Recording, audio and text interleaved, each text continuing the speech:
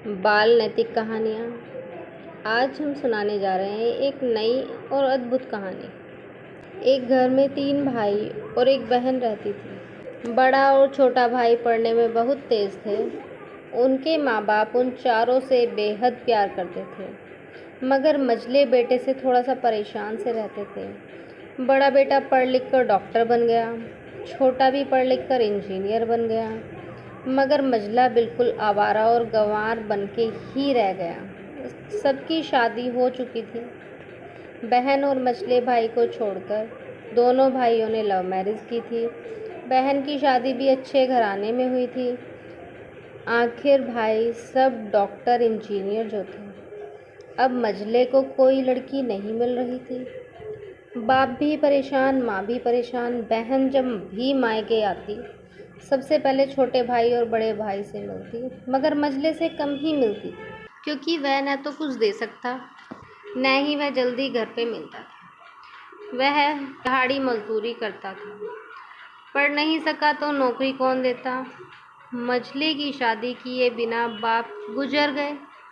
माँ ने सोचा कहीं अब बंटवारे की बात न निकले, इसलिए अपने ही गांव से एक सीधी सादी लड़की की शादी मझले से करवा दी। शादी होते ही न जाने क्या हुआ, मझला बड़े लगन से काम करने लगा। दोस्तों ने कहा, ये चंदू आज अड्डे पे आना।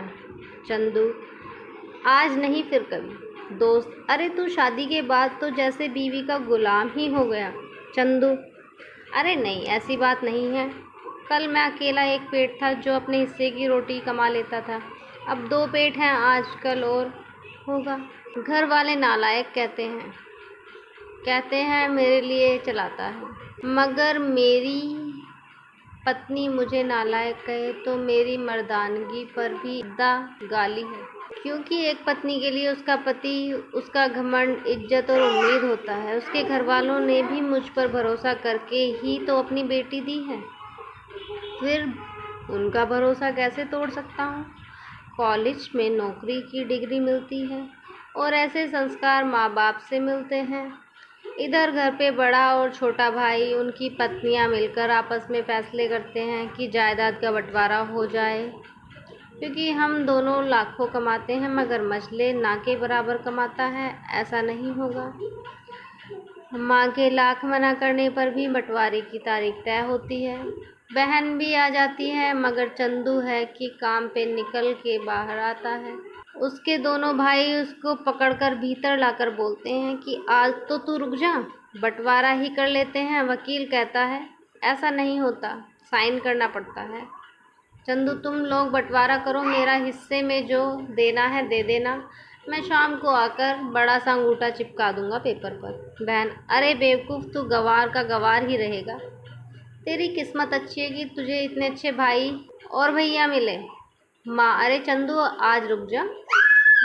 बंटवारे में कुल 10 बीघा जमीन में से दोनों भाई 5-5 रख लेते हैं।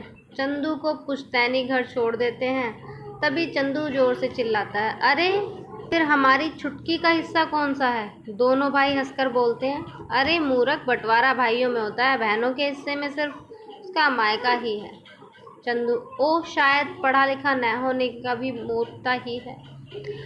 ठीक है, आप दोनों ऐसा करो, मेरे हिस्से की वसीयत मेरी बहन छुटकी के नाम कर दो। दोनों भाई चकित होकर बोले, अरे तू। चंदू माँ की ओर देखकर मुस्कुरा के बोलता है, मेरे हिस्से में माँ है ना। फिर अपनी बीवी की ओर देखता है मुस्कुरा के, क्यों चंदुनी जी, मैंने गलत कहा। चंदुनी अपनी सास से लिपट कर कहती है, इससे बड़ी वसीयत क्या होगी मेरे लिए कि मुझे माँ जैसी सासू माँ और बाप जैसा ख्याल रखने वाला पति। बस यही शब्द थे जो बंटवारे को सन्नाटे में बदल दिया। बहन दौड़कर अपने गंवार भाई से गले लगाकर रोते हुए कहती है, माफ़ कर दो भैया मुझे, क्योंकि मैं नहीं समझ सकी आपको। चंदू, इस घर में तेरा भी उतना अधिकार है जितना हम सभी का। बहुओं को जलाने की हिम्मत किसी में नहीं, मगर फिर भी जलाई जाती है, क्योंकि शादी के बाद हर भाई हर बापू से पराया समझने लगते हैं।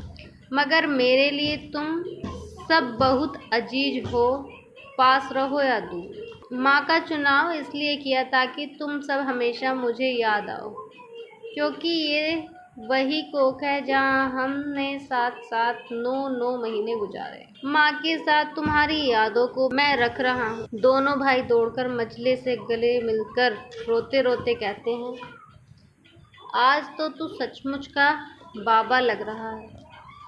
सबकी पलकों पे पानी ही पानी। सब एक साथ फिर से रहने लगते हैं। एक गंवार समझदारी की बात जो कहती